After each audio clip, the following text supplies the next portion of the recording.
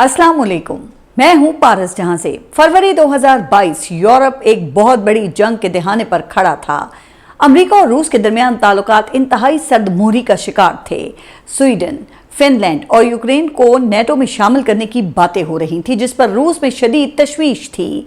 Sweden western Europe का एक मुल्क है जिसका 2000 किलोमीटर बॉर्डर रूस के साथ मिलता है, जबकि फिनलैंड नॉर्दर्न यूरोप का एक मुल्क है जिसका तकरीबन 1300 किलोमीटर बॉर्डर रूस से जुड़ा है। इन दोनों ममालिक की नेटो इत्तेहाद में मुमकिन शमूलियत को रूस अपनी कौमी सलामती के लिए खतरा समझ रहा था, क्योंकि नेटो इत्तेहाद में शामिल एक मुल्क पर हमला तमाम नेटो ममालिक पर हमला तस्वुर होता था। रूस ने वार्निंग दी थी कि अगर अमेरिका ने ऐसा किया तो वो यूक्रेन पर हमला कर देगा। उस वक्त पूरा यूरोप अमेरिका के साथ खड़ा था, जबकि चीन, पाकिस्तान और भारत ने न्यूट्रल पोजीशन ले रखी थी। अमेरिका रूस के खिलाफ पाकिस्तान की मुकम्मल हिमायत चाहता था। उस वक्त पाकिस्तान में इमरान खान की हुकूमत थी, जिन्होंने इस इशू पर एक गैर जानिबदाराना पोजीशन ले रखी थी, लेकिन फिर वो हो गया जिसके नताइज का किसी ने तस्वुर भी नहीं किया था। 23 फरवरी 2022 की रात को वजीर आजम इमरान खान का तैयारा मॉस्को एयरपोर्ट पर उतरा और अमरीकी और यूरोपीय सिफारत खानों में तहलका मच गया।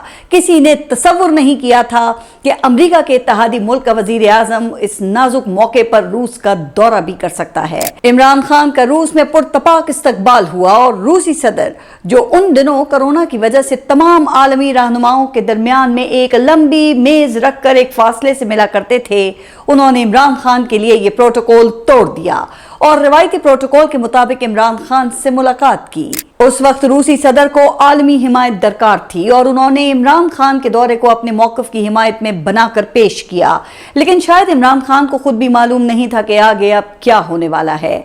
ये 24 घंटे आगे चल के न सिर्फ दुनिया बल्कि पाकिस्तान की तारीख भी बदलने वाले थे।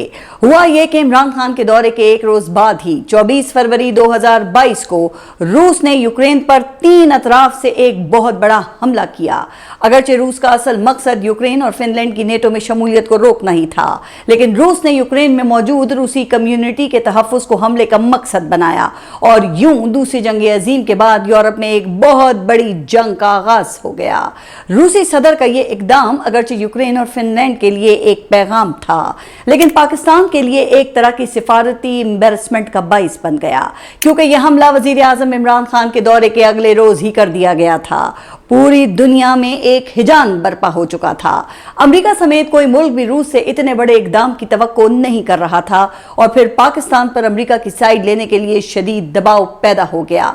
लेकिन इमरान खान ने उस मसले पर गैर जानिबदार रहने का फैसला किया। इमरान खान ने रूस के यूक्रेन पर हमले की मजम्मत करने से भी गुरेज किया और अक़वाम मुत्तहिदा में भी रूस के यूक्रेन पर हमले के खिलाफ पाकिस्तान ने करारदाद के हक में वोट देने के बजाय एब्सटेन कर दिया। इमरान खान का कहना था कि जब कोई किसी की मजम्मत करता है तो इसका मतलब यह है कि वो किसी की तरफदारी भी कर रहा है।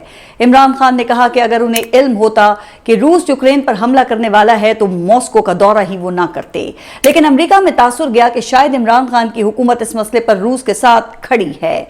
जनरल फैज हमीद के DGISI से बतौर कोर कमांडर पेशावर ट्रांसफर वाले मामले के बाद उस वक्त इमरान खान के एस्टेब्लिशमेंट से ताल्लुकात में पहली जैसी गर्मजोशी नहीं थी।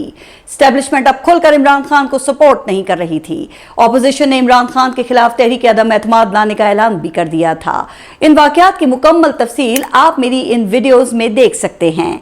एक तरफ पाकिस्तान में ये चल रहा था, दूसरी तरफ अमेरिका में इमरान खान से शदीद नाराजगी थी। 2 मार्च 2022 को अमेरिकी सेनेट की फॉरेन रिलेशंस कमेटी की एक मीटिंग हुई, जिसमें assistant secretary of state south and central Asian affairs Donald लू को भी बुलाया गया।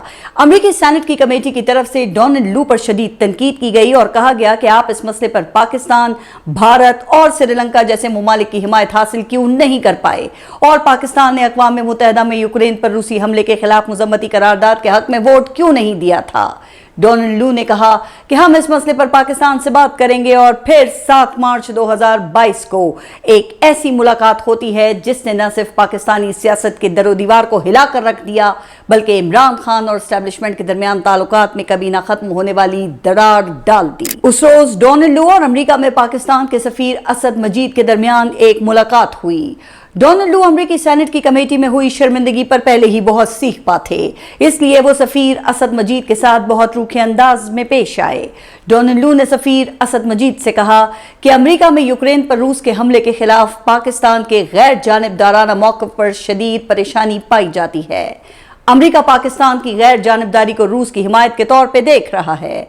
डोनाल्ड लू ने मजीद कहा कि इमरान खान इस हसास मसले पर सियासत करना चाहते हैं। सफीर असद मजीद ने डोनाल्ड लू से पूछा कि क्या अमेरिका की पाकिस्तान से नाराजगी की वजह अक़वाम मुत्तहिदा में रूस के खिलाफ मुज़म्मती करारदाद के हक में वोट न करना है। डोनाल्ड लू ने इनकार में सर हिलाया और बोले, नहीं, अमेरिका में इमरान खान के दौरे रूस को लेकर शदीद नाराजगी पाई जाती है। अमेरिका को यकीन है कि रूस का दौरा करना वजीर आज़म इमरान खान का अपना ज़ाती फैसला था।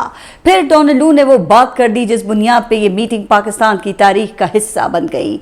डोनाल्ड लू ने कहा कि अगर इमरान खान के खिलाफ अपोजिशन की तहरीक अदम एतमाद कामयाब हो जाती है तो पाकिस्तान को माफ कर दिया जाएगा, वरना दूसरी सूरत में पाकिस्तान तन्हाई का शिकार हो जाएगा।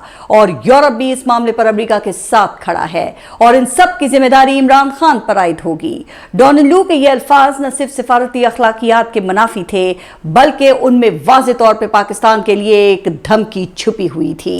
उन्होंने साफ अल्फाज में पाकिस्तान को खबरदार किया था कि अगर पाकिस्तान ने रूस के यूक्रेन पर हमले के बाद गैर जानिबदारी खत्म करके अमेरिका का साथ ना दिया तो पाकिस्तान को नताइज भुगतने होंगे। सफीर असद मजीद ये मीटिंग मुकम्मल होते ही फौरन अमेरिका में पाकिस्तानी सिफारत खाने गए और इस मीटिंग की पूरी रुदात को लफ्ज ब लफ्ज एक साइफर की सूरत में पाकिस्तान के फॉरेन ऑफिस को रवाना कर दिया। ये साइफर नंबर I0678 के नाम से दफ्तर खारजा को उसी रोज मौसूल हो गया। लेकिन ठहरिए, ये साइफर आखिर होता क्या है, इसे क्यों और कैसे भेजा जाता है, ये जानना बहुत जरूरी है, क्योंकि इसी की बुनियाद पर इमरान खान के खिलाफ ऑफिशियल सीक्रेट एक्ट की खिलाफवर्जी और साइफर का पूरा मुकदमा कायम किया गया था। साइफर किसी भी अहम और हसास नौयत के पैगाम या मैसेज को लिखने का वो सिफारती खुफिया तरीक़ाकार है जिसमें किसी आम जबान के बजाय कोड्स पर मुश्तमिल जबान का इस्तेमाल किया जाता है। दूसरे अल्फाज में ये एक तरह की डिप्लोमेटिक केबल है जिसका मकसद उसके मतन को लीक होने के बावजूद मुकम्मल खुफिया रखना होता है। किसी भी मुल्क के सिफारत खाने पर पूरी दुनिया की एजेंसीज की नजर होती है, इसलिए किसी भी हसास दस्तावेज के लीक होने की सूरत में उस मुल्क की न सिर्फ कौमी सलामती खतरे में पड़ सकती है बल्कि दो ममालिक के आपस के ताल्लुकात भी शदीद मुतासर हो सकते हैं। इसलिए इसे कोड वर्ड्स की सूरत में लिखा जाता है ताकि अगर ये किसी तरह लीक हो भी जाए तो इसके मतन को समझना मुश्किल या नामुमकिन हो जाए। ये साइफर फॉरेन ऑफिस को कोड्स में मुख्तलिफ रंगों के मखसूस कागज में मौसूल होता है जिसकी कॉपी बनाना तकरीबन नामुमकिन होता है। फॉरेन ऑफिस में इस साइफर को डिकोड करके इसकी तहरीर को उर्दू या अंग्रेजी में लिख दिया जाता है। जरूरत के लिहाज से उसकी मुख्तलिफ डिकोडेड कॉपीज वजीर आजम हाउस और मुतल्लिका इदारों को सील लिफाफों में इरसाल कर दी जाती हैं।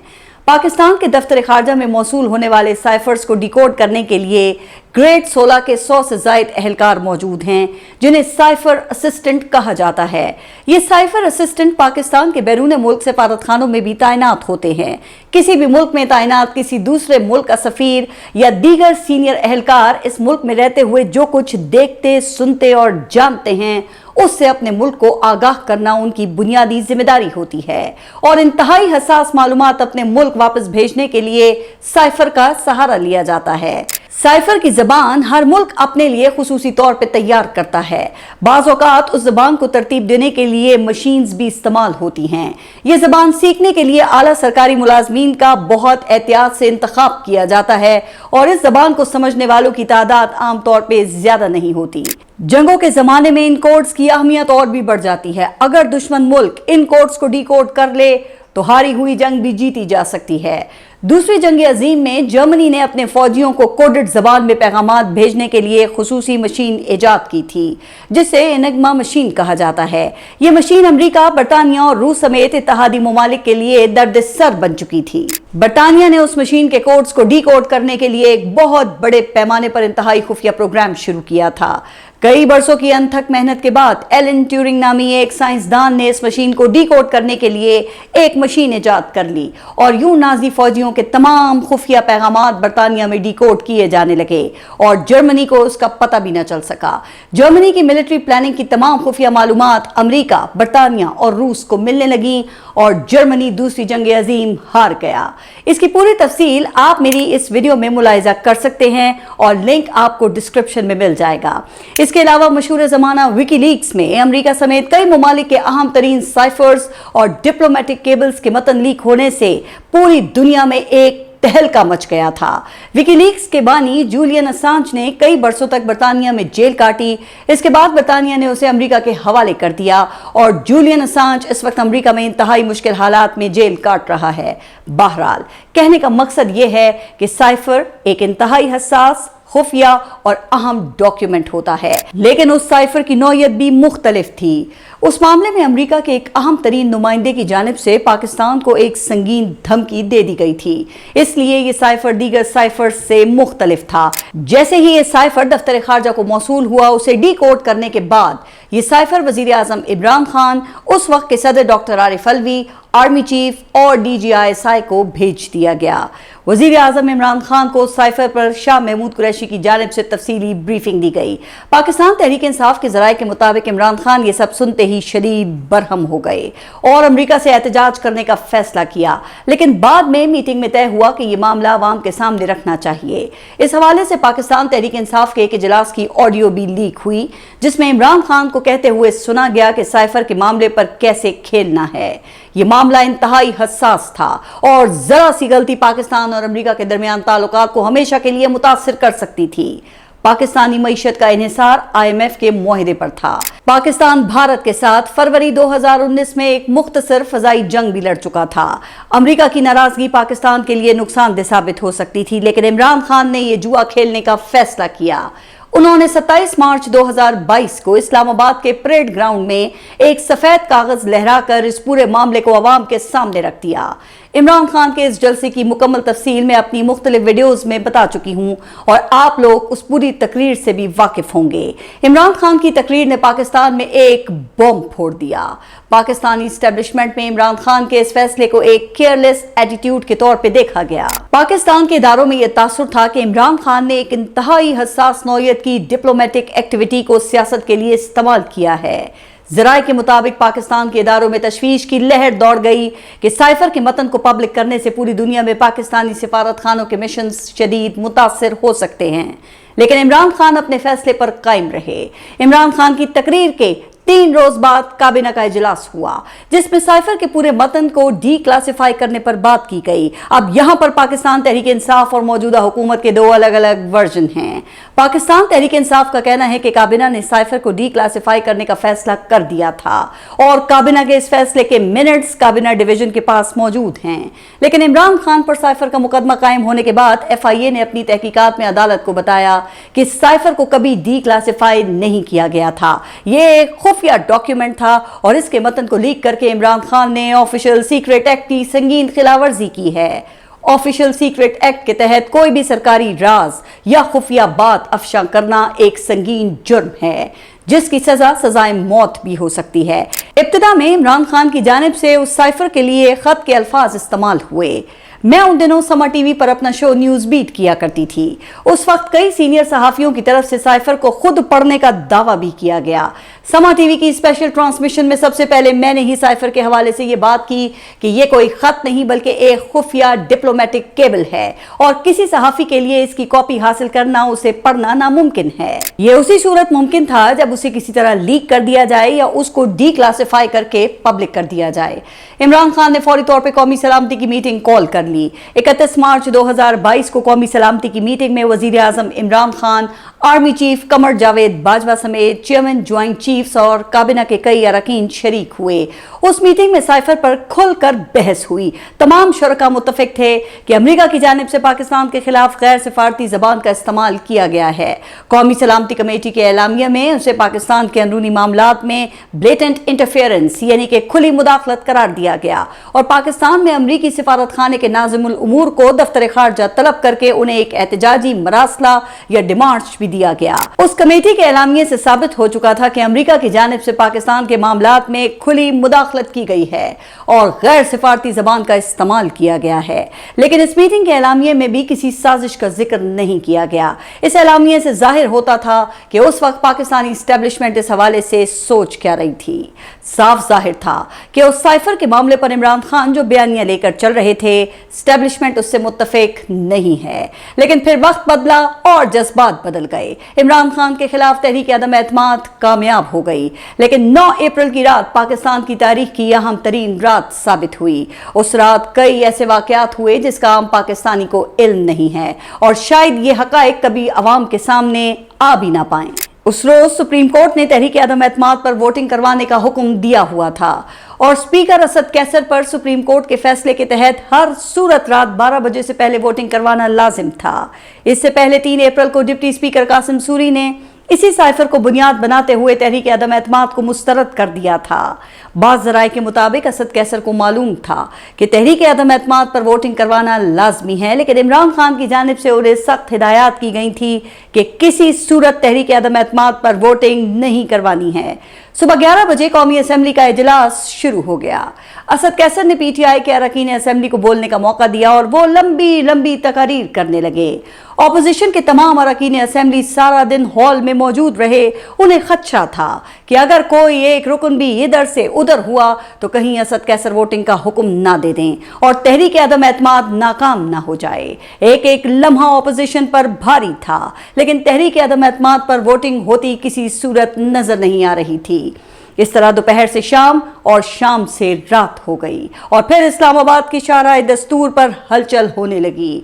कॉन्स्टिट्यूशन एवेन्यू पर पाक फौज की गाड़ियां देखी गईं और एक कैदी वैन भी पहुंचा दी गई। ये इमरान खान को पैगाम था कि सुप्रीम कोर्ट के हुक्म पर अमल दरामद ना हुआ तो इमरान खान को संगीन नताइज का सामना करना पड़ सकता है। बाज़ ज़राए के मुताबिक वजीर आजम हाउस में 2 हेलीकॉप्टर्स भी लैंड करते हुए देखे गए और बाज़ ज़राए के मुताबिक जनरल कमर जावेद बाजवा की वजीर आजम इमरान खान से एक मुलाकात भी हुई जिसे पब्लिक नहीं किया गया। उस मुलाकात में इमरान खान को तमाम नताइज से आगाह कर दिया गया था। इमरान खान को पार्टी के अरकान की जानिब से यह मशवरा दिया गया था कि अब तहरीक अदम एतमाद पर वोटिंग करवाए बगैर कोई चारा नहीं है।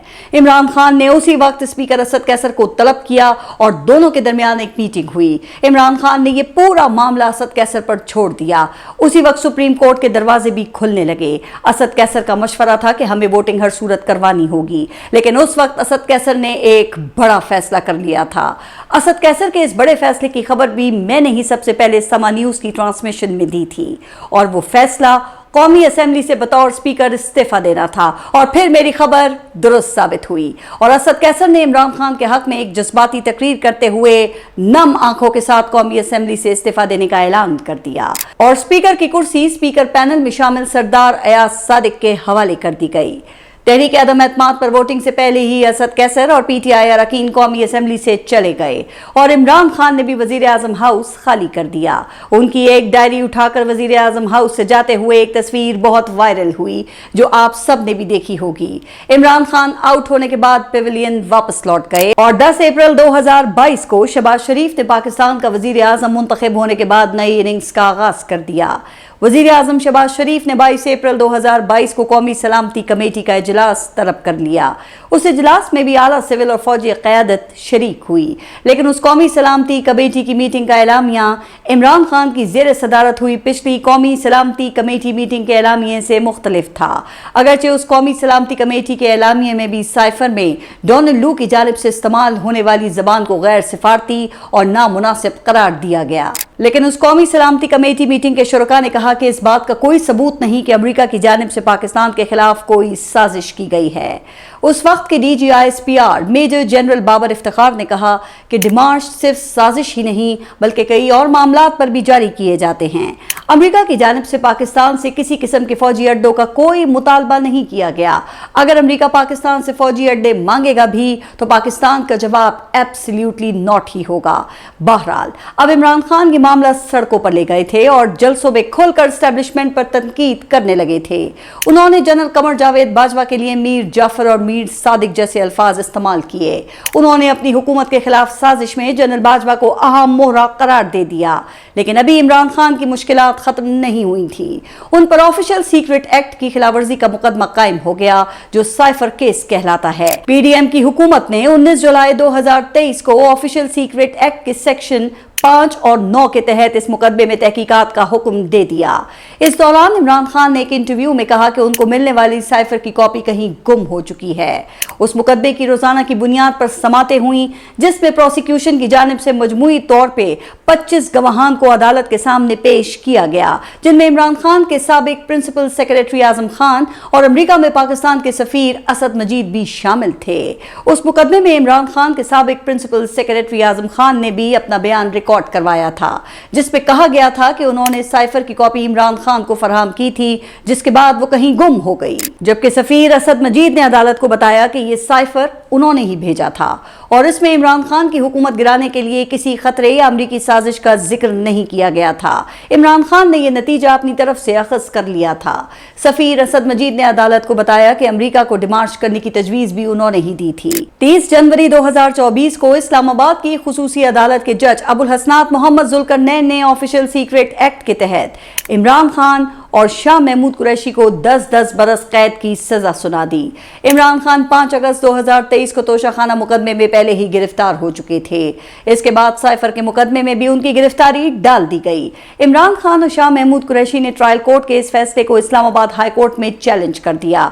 उस वक्त के chief justice Islamabad high court Aamir Farooq और जस्टिस मियां गुल हसन औरंगजेब ने मुकदमे की समाअत की। इस्लामाबाद हाई कोर्ट ने प्रोसिक्यूशन से साइफर की कॉपी तलब की तो हुकूमत की जानिब से बताया गया कि यह खुफिया डॉक्यूमेंट है जो पेश नहीं किया जा सकता, जबकि आजम खान का कहना था कि इमरान खान की साइफर की कॉपी भी गुम हो चुकी है। इमरान खान का मौक़िफ़ था कि यह साइफर डीक्लासिफाइड हो चुका है और अब यह खुफिया डॉक्यूमेंट नहीं रहा, इसलिए ऑफिशियल सीक्रेट एक्ट की खिलाफवर्जी का सवाल ही पैदा नहीं होता।